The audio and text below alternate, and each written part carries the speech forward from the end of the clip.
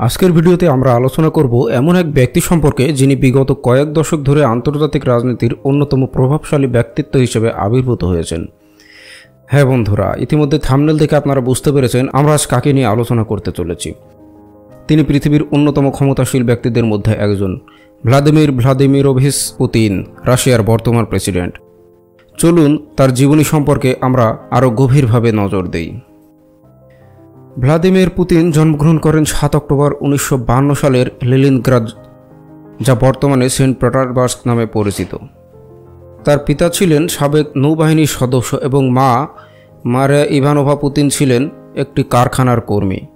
Putin ছিলেন পরিবারের তৃতীয় সন্তান, কিন্তু তার বড় দুই ভাই শৈশবেই মারা যায়। পুতিনের শৈশব কাটে কঠোর শৃঙ্খলার মধ্যে। তিনি ছোটবেলাতেই জুডো ও সাম্বো শেখেন, যা পরবর্তীতে তার শৃঙ্খল ও সুসংগঠিত জীবনের ভিত্তি হিসেবে গড়ে ওঠে। তিনি ছোটবেলা থেকেই দুর্দান্ত মেধাবী ছিলেন এবং স্কুলে ভালো ফলাফল করতেন। পুতিন 1960 থেকে 68 সালের মধ্যে প্রাইমারি স্কুলে পড়াশোনা করেন। 60 সালে তিনি লেনিনগ্রাদের স্কুল নাম্বার 193-এ ভর্তি হন। এরপর সেখান থেকে 8ম গ্রেডের পর তিনি স্কুল নাম্বার 281-তে হাই স্কুলে ভর্তি হন। সেখান থেকে 1970 সালে পড়াশোনা শেষ করেন। 1970 সালে পুতিন লেনিনগ্রাদ স্টেট ইউনিভার্সিটিতে আইন বিভাগে ভর্তি হন এবং 1975 সালে ডিগ্রি অর্জন করেন। 1980 সালে শুরুর দিকে পুতিন মস্কোর কেজিবি স্কুল নাম্বার 1-এ পড়াশোনা করেন। বন্ধুরা, সবাই নিশ্চয় মনে প্রশ্ন উকি দিচ্ছে, আমি কেন স্কুলের নাম না বলে শুধু স্কুলের সিরিয়াল নাম্বার বলছি। হ্যাঁ বন্ধুরা, আমি আসলে কোনো স্কুলের সিরিয়াল নাম্বার বলছি না, এটাই আসলে স্কুলের নাম ছিল। কেননা তখনকার সময় সাবেক সোভিয়েত ইউনিয়নের কোনো স্কুল বা কোনো শিক্ষা প্রতিষ্ঠানের নামকরণ না করে শুধুমাত্র সিরিয়াল নাম্বার দিয়ে তাদেরকে শনাক্ত করা হতো। বন্ধুরা, জীবনী আলাপের এই পর্বে বর্তমান বিশ্বের সবথেকে ক্ষমতাধরী একজন নেতা ভ্লাদিমির পুতিন সম্পর্কে আরও জানার পূর্বে অবশ্যই চ্যানেলটিকে সাবস্ক্রাইব করে আমাদের আজকের কাজকে উৎসাহিত করার অনুরোধ রইল। 1975 সালে পুতিন কেজিবিতে যোগ দেন এবং লেনিনগ্রাদের ওখতার 401 নং কেজিবি স্কুলে প্রশিক্ষণ নেন। প্রশিক্ষণের পর তিনি প্রথম প্রধান অধিদপ্তরে স্থানান্তরিত হওয়ার আগে দ্বিতীয় প্রধান অধিদপ্তর কাউন্টার ইন্টেলিজেন্সে কাজ করেন। সেখানে তিনি লেনিনগ্রাদে বিদেশি এবং কনসুলার কর্মকর্তাদের পর্যবেক্ষণ করতেন। 1984 সালের সেপ্টেম্বরে পুতিনকে Yuri Andropov red banner institute এর আরেক প্রশিক্ষণ সেন্টারে মস্কোতে পাঠানো হয়। একাধিক প্রতিবেদনে বলা হয়েছে যে পুতিনকে কেজিবি নিউজিল্যান্ডে পাঠিয়েছিল। নিউজিল্যান্ডের প্রত্যক্ষদর্শী ও সরকারি রেকর্ডের মাধ্যমে নিশ্চিত করা হয়েছে, যদিও এটি রাশিয়ার নিরাপত্তা পরিষদ দ্বারা নিশ্চিত করা হয়নি। শহরের প্রাক্তন মেয়র বব হার্বে এবং প্রাক্তন প্রধানমন্ত্রী ডেভিড ল্যাংয়ের অভিযোগ করেন পুতিন ওয়েলিংটন এবং অকল্যান্ডে কাজ করেছেন। তিনি সেন্ট্রাল ওয়েলিংটনে বাটা জুতার একজন বিক্রয় কর্মী হিসেবে কিছুদিন সেখানে গোপনে কাজ করেছিলেন। 1985 থেকে 1990 সাল পর্যন্ত তিনি ড্রেসডেনে পূর্ব জার্মানিতে অনুবাদক হিসেবে কাজ করেন। ড্রেসডেনে পোস্ট করার সময় তাকে লেফটেন্যান্ট কর্নেল পদে উন্নীত করা হয়েছিল। ক্রেমলিনে অফিসিয়াল প্রেসিডেন্সিয়াল সাইট অনুসারে পূর্ব জার্মানির কমিউনিস্ট শাসন পুতিনকে ন্যাশনাল পিপলস আর্মির প্রতি বিশ্বস্ত সেবার জন্য ব্রোঞ্জ পদক দিয়ে প্রশংসা করেছিলেন। কমিউনিস্ট পূর্ব জার্মান সরকারের পতনের পর পুতিনকে সক্রিয় কেজিবি পরিষেবা থেকে পদত্যাগ করতে হয়েছিল, কারণ ড্রেসডেনে এবং তার আগে বিক্ষোভের সময় তার আনুগত্য সম্পর্কে সন্দেহ জাগ্রত হয়েছিল।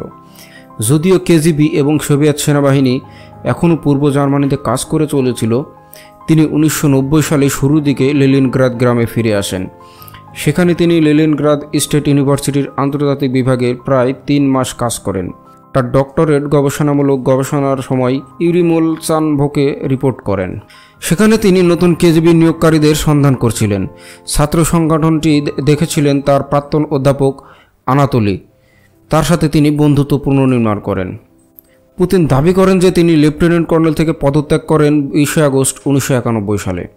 1991 সালেই সোভিয়েত ইউনিয়নের প্রেসিডেন্ট মিখাইল গার্বেচের বিরুদ্ধে সোভিয়েত ইউনিয়নের অভ্যুত্থান ঘটে। পুতিন বলেছিলেন, অভ্যুত্থান শুরু হওয়ার সাথে সাথেই তিনি সিদ্ধান্ত নিয়েছিলেন তিনি কোন দিকে যাচ্ছেন। পুতিনের রাজনীতিতে প্রবেশ ঘটে 1990 দশকের শুরুতেই। তিনি লেনিনগ্রাদের মেয়রের আনাতোলির উপদেষ্টা হিসেবে কাজ করেন। আনাতোলির সঙ্গে কাজ করার সময় পুতিন তার প্রশাসনিক দক্ষতা প্রদর্শন করেন এবং দ্রুত আনাতোলির নিকটস্থ হন। তবে 1996 সালে আনাতোলি নির্বাচনে পরাজিত হলে পুতিন মস্কোতে চলে আসেন। মস্কোতে এসে পুতিন প্রেসিডেন্ট ইয়েলৎসিনের প্রশাসন বিভাগের পদে কাজ শুরু করেন।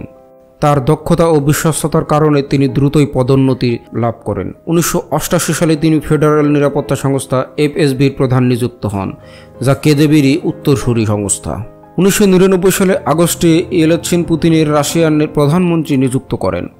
তখন রাশিয়ার রাজনৈতিক অর্থনৈতিক সংকট ছিল, কিন্তু পুতিনের নেতৃত্বে দ্রুত পরিস্থিতির উন্নতি করতে শুরু করে। ডিসেম্বর 1999-এ ইয়েলৎসিন আকস্মিকভাবে পদত্যাগ করলে পুতিন ভারপ্রাপ্ত প্রেসিডেন্টের দায়িত্বভার গ্রহণ করেন। 2000 সালের মার্চ মাসে আনুষ্ঠানিকভাবে প্রেসিডেন্ট নির্বাচনে পুতিন প্রথম নির্বাচিত প্রেসিডেন্ট হন। আর প্রথম প্রেসিডেন্টের মেয়াদেই তিনি রাশিয়ার অর্থনীতি পুনর্গঠন, আইন শৃঙ্খলা প্রতিষ্ঠান এবং কেন্দ্রীয় সরকারের ক্ষমতা বৃদ্ধির জন্য কাজ করেন।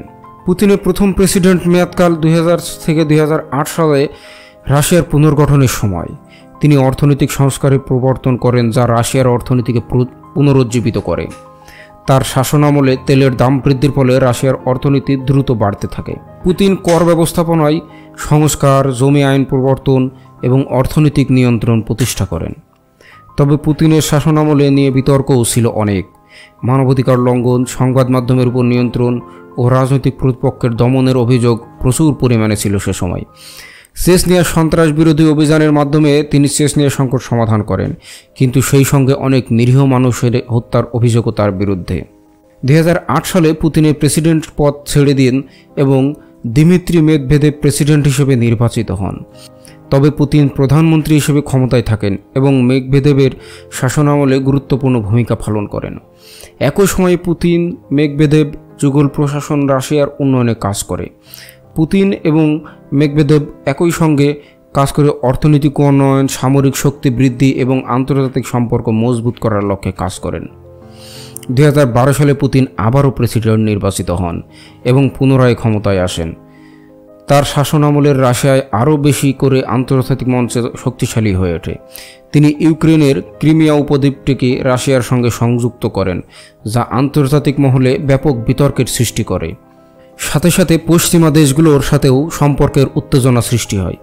পুতিনের নেতৃত্বে রাশিয়া সিরিয়ার গৃহযুদ্ধে জড়িয়ে পড়ে এবং মধ্যপ্রাচ্যে তাদের সামরিক উপস্থিতি বাড়াতে থাকে। এছাড়াও পুতিনের শাসনামলে রাশিয়া বিভিন্ন বৃহৎ ক্রীড়া অনুষ্ঠান যেমন সোচি শীতকালীন অলিম্পিক এবং ফুটবল বিশ্বকাপ 2018 সালে অনুষ্ঠিত হয়। তবে পুতিনের বর্তমান শাসনামলেও রয়েছে নানা বিতর্ক। বিরোধী দল এবং নাগরিকের সমাজের উপর কঠোর দমন নিপীড়নের অভিযোগ রয়েছে তার বিরুদ্ধে। এছাড়াও রাশিয়ার নির্বাচন ব্যবস্থা এবং পুতিনের দীর্ঘমেয়াদ নিয়ে আন্তর্জাতিক মহলে রয়েছে নানা সমালোচনা। ভ্লাদিমির পুতিনের ব্যক্তিগত জীবন ও ব্যক্তিত্ব বিষয় নিয়েও ছিল অত্যন্ত চমকপ্রদ। তিনি 1983 সালে লুদমিলাকে বিয়ে করেন এবং তাদের 2 মেয়ে আছে, মারিয়া ও ইয়েকাতেরিনা। পুতিনের শখের মধ্যে অন্যতম হল শিকার, মাছ ধরা, জুডো এবং হকি। তিনি তার শারীরিক সক্ষমতা ও শক্তিশালী ব্যক্তিত্বের জন্য পরিচিত। পুতিনের ব্যক্তিত্ব, দৃঢ়তা, আত্মবিশ্বাস ও নেতৃত্বের ক্ষমতা প্রতিফলিত হয় তার শাসনামলের সকল কার্যক্রমের মাধ্যমেই। তার ভক্তরা তাকে একজন দেশপ্রেমিক ও শক্তিশালী নেতা হিসেবে দেখে, যারা রাশিয়ার জাতীয় স্বার্থে সর্বোচ্চ গুরুত্ব দেন। অন্যদিকে তার সমালোচকেরা তাকে স্বৈরাচারী এবং মানবাধিকার লঙ্ঘনকারী হিসেবেও চিহ্নিত করেন। ভ্লাদিমির পুতিনের জীবনী থেকে আমরা দেখতে পাই একজন সাধারণ মানুষ কিভাবে দৃঢ় সংকল্প, কঠোর পরিশ্রম এবং নেতৃত্বের মাধ্যমে বিশ্বের অন্যতম প্রভাবশালী নেতায় পরিণত হন। তার শাসনামল বিতর্কিত হলেও তার নেতৃত্বে রাশিয়া আন্তর্জাতিক মঞ্চে শক্তিশালী অবস্থান নিয়েছে। ভ্লাদিমির পুতিনের জীবন ও কর্ম থেকে আমাদের অনেক কিছু শেখার আছে। জীবনী আলাপ ইউটিউব চ্যানেলের আজকের ভিডিওতে এখানেই শেষ করছি। আপনারা যদি ভিডিওটি পছন্দ করেন তাহলে লাইক, শেয়ার ও সাবস্ক্রাইব করতে ভুলবেন না। আপনারা আমাদের কমেন্ট সেকশনে আপনার মতামত জানান। ধন্যবাদ। আবার দেখা হবে পরবর্তী কোনো ভিডিওতে।